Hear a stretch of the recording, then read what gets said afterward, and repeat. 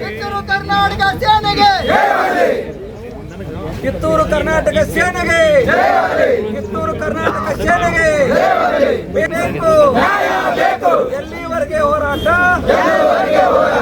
ಎಲ್ಲಿವರೆಗೆ ಹೋರಾಟ ಯಾತಕ್ಕಾಗಿ ಹೋರಾಟ ಯಾತಕ್ಕಾಗಿ ಹೋರಾಟ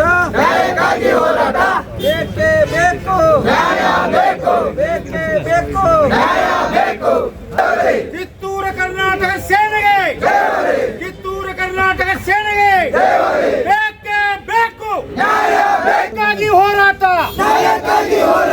ಯಾತಕ್ಕಾಗಿ ಹೋರಾಟ ಯಾತಕ್ಕಾಗಿ ಹೋರಾಟ ಬೇಕೇ ಬೇಕು ಬೇಕೇ ಬೇಕು ಸೇನೆಗೆ ಕಿತ್ತೂರು ಕರ್ನಾಟಕ ಸೇನೆಗೆ ಕನ್ನಡ ವಿರೋಧಿ ಮಾಡಿರುವ ಪಾಲಿಕೆ ಸದಸ್ಯರಿಗೆ ಕನ್ನಡ ವಿರೋಧಿ ಮಾಡಿರುವ ಪಾಲಿಕೆ ಸದಸ್ಯರಿಗೆ ಎಲ್ಲಿವರೆಗೆ ಹೋರಾಟ ಯಾತಕ್ಕಾಗಿ ಹೋರಾಟ ಬೇಕೇ ಬೇಕು ಎಲ್ಲಿವರೆಗೂ ಹೋರಾಟ ಯಾಕೆ ಬೇಕು ಬೇಕೇ ಬೇಕು ಕನ್ನಡ ವಿರೋಧಿ ಮಾಡಿರುವ ಪಾಲಿಕೆ ಸದಸ್ಯರಿಗೆ ಕನ್ನಡ ವಿರೋಧಿ ಮಾಡಿರುವ ಪಾಲಿಕೆ ಸದಸ್ಯರಿಗೆ ಕಿತ್ತೂರು ಕರ್ನಾಟಕ ಸೇನೆಗೆ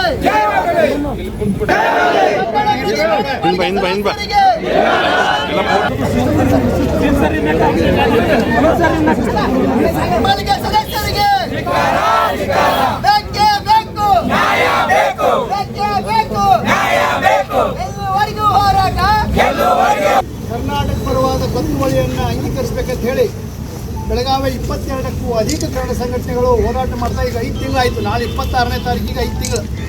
ಮಾರ್ಚ್ 26ರಿಂದ ಸ್ಟಾರ್ಟ್ ಮಾಡಿದ್ದೀವಿ. ಇದನ್ನು ಇದಕ್ಕೆ ಬಹುಮತ ಇರುವ ಪಕ್ಷ ಇದನ್ನು ಗಂಭೀರವಾಗಿ ತಗೊಂಡುಕೊಂಡಿಲ್ಲ. ಕಳೆದ ಮಾರ್ಚ್ 26ರಿಂದ ಕನ್ನಡ ಪರ ಸಂಘಟನೆಗಳು ಹೋರಾಟ ನಡೆಸಿದ್ರು ಕೂಡ ಬೆಳಗಾವಿ ಕರ್ನಾಟಕದ ಅವಿಭಾಜ್ಯ ಅಂಗ ಅಂತೇಳಿ ಒಂದು ಸಾಲಿನ ನಿರ್ಣಯ ತಗೊಳ್ಳಿಕ್ಕೆ ಮಹಾನಗರ ಪಾಲಿಕೆಯ ಸರ್ವ ಸದಸ್ಯರು ಆಡಳಿತ ಮಂಡಳಿ ಆಗಿರ್ಬೋದು ವಿರೋಧ ಪಕ್ಷದವರು ಆಗಿರ್ಬೋದು ವಿಫಲರಾಗಿದ್ದನ್ನು ನಾವು ಇವತ್ತು ಖಂಡಿಸಿದ್ದೀವಿ. ಪದೇ 3 ಸಭೆಗಳನ್ನು ಅವರು ಮುಂದೂಡಿದ್ದಾರೆ. ಇದು 3ನೇ ಸಭೆ ಅನಿಸುತ್ತದೆ. ಈ 3ನೇ ಸಭೆಯನ್ನು ಮುಂದೂಡಿದರೆ ಆಡಳಿತಾತ್ಮಕ ಬಿಕ್ಕಟ್ಟು ಬಂದು ನಮ್ಮ ಮಹಾನಗರ ಪಾಲಿಕೆ ಏನಾದರೂ ಸೂಪರ್ ಸೀಡ್ ಆಗಬಹುದು ಅನ್ನೋ ಒಂದು ಭಯ ಅವರಲ್ಲಿ ಹುಟ್ಟಿ ಕಾಟಾಚಾರಕ್ಕೆ ಈ ಸಭೆ ಮಾಡಕತ್ತಾರೆ. ಈ ಸಭೆಯನ್ನು ನಾವು ಖಂಡಿಸ್ತೀವಿ. ನೀವು ಸಭೆ ಮಾಡೋದಾಯ್ತು ಅಂತಂದರೆ ಮೊದಲು ಗೊತ್ತುವಳಿ ಅಂಗೀಕರಿಸ್ರಿ, ಆಮೇಲೆ ಸಭೆ ಮಾಡಿರಿ.